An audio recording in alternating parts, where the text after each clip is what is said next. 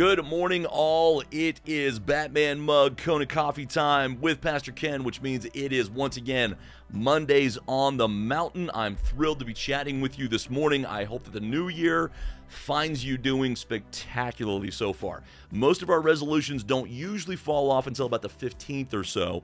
So with today being the 5th, maybe you're ahead of the curve. Maybe you're not going to the gym. I don't know. But I hope that it lasts longer for you this year. As a matter of fact, that's what I'm going to be talking to you about this morning and what we talked about yesterday here at the Mountain Church.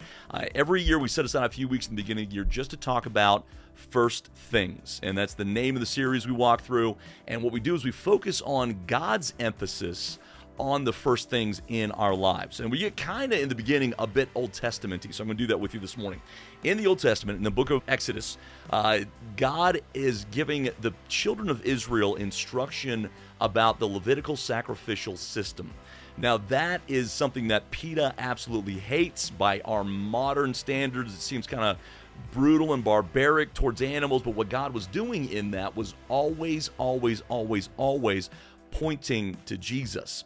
In that, he says this, when he's talking to the children of Israel, there are two categories of animals. There are clean and unclean. The example given in Exodus 13 is the donkey is a unclean animal, the lamb is a clean animal. And what is given to them at that point is, he says, for an unclean animal, you must either sacrifice or redeem the animal. For the clean animal, you must sacrifice the firstborn. So what he's saying is, the lamb sacrificed for the donkey redeems the donkey. The lamb redeems the jackass. The lamb redeems the jackass. So here's the thing. Jesus redeems all of us. That's what that whole thing was pointing toward. And then God takes that and he extrapolates that to the rest of our lives, right?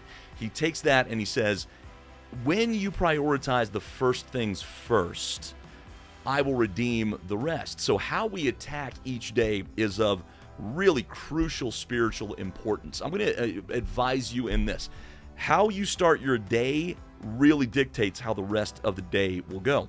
How you start a season dictates how the rest of the season will go. How we start this year dictates how the rest of the year will go. So we talked yesterday about prioritizing God in our lives.